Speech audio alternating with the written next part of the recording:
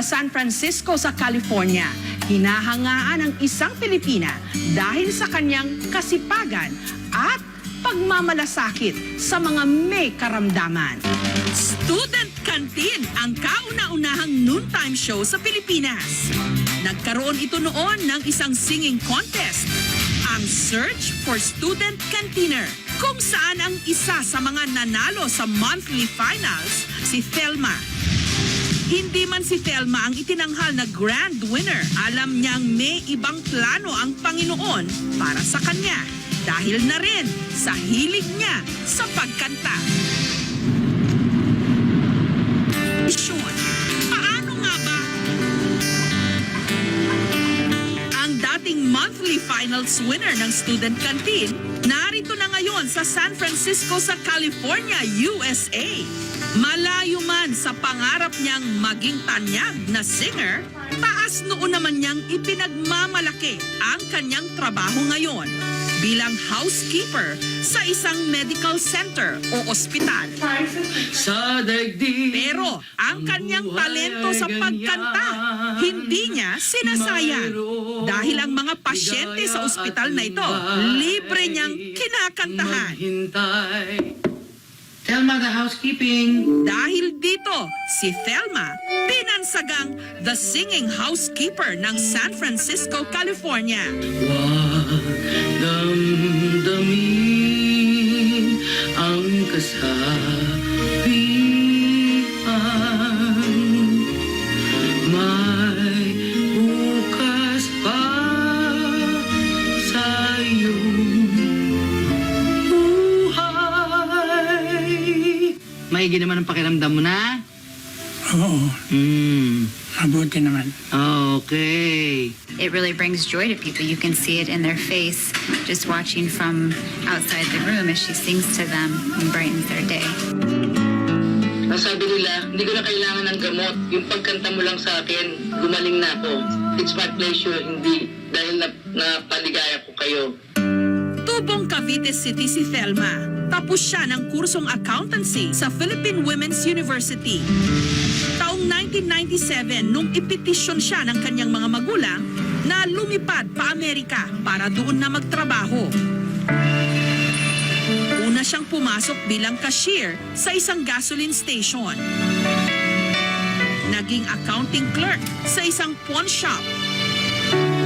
Kalaunan, bagamat degree holder, mas pinili ni Thelma na magtrabaho bilang housekeeper. Marami nagtatanong sa akin bakit nag-housekeeper ako. Meron naman ako pinag-aralan. Bakit daw hindi ako kumuha ng trabahong ugma sa natapos ko? Sabi ko, ito na siguro yung panata ako na maglingkod sa Diyos. Hindi ako pala simba. Pero binigyan niya ako ng talento, kaya ngayon pinamamahagi ko sa kanila. Sa mga pasyente ko sa ospital.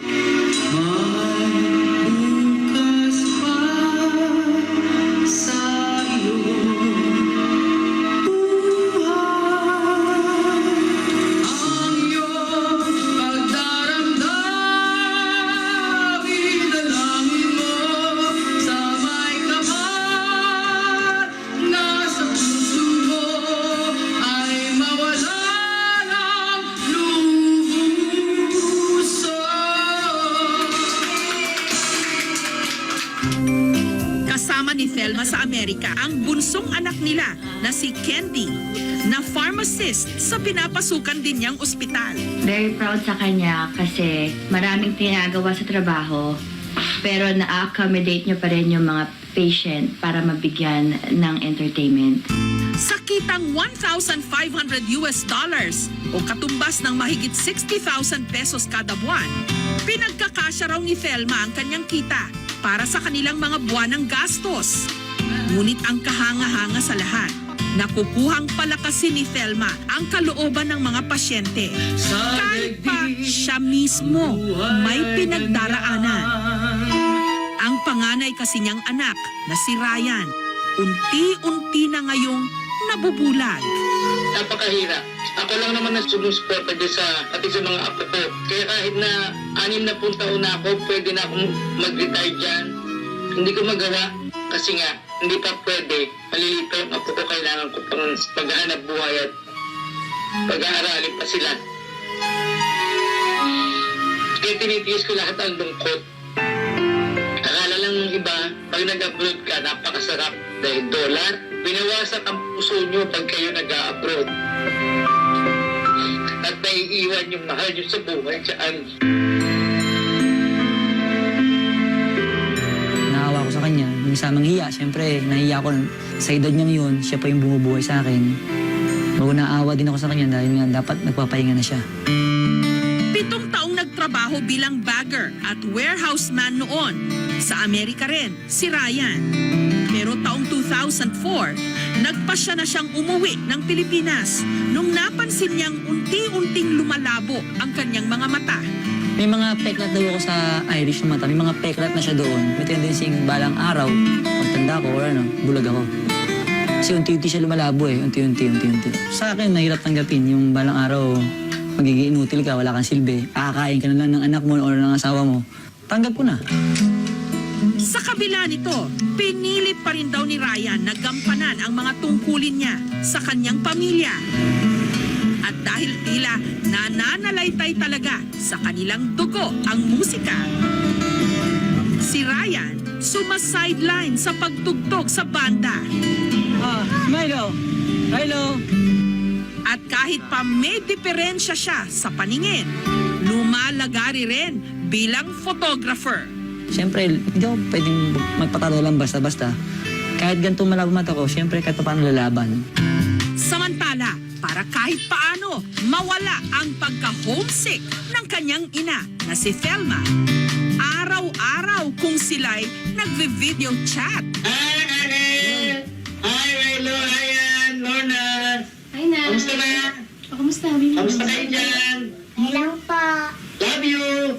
Love you too. At contest noong lamang nakaraang taon, malinis din daw kinakantahan ni Thelma ang kanyang anak ng paborito nitong kanta.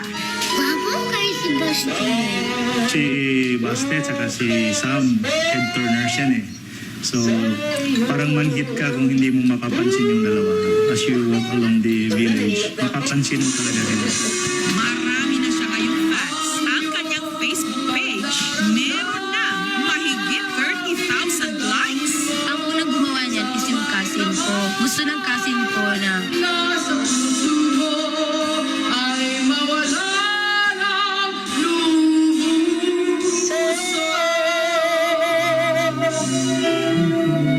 Yay! Nay, maraming salamat sa lahat ng tulong. Na kahit na alam ko dapat ako yung tumutulong sa inyo. Kayo yung bumubuhay sa amin. Maraming salamat po. Bye-bye, Nay. Bye-bye!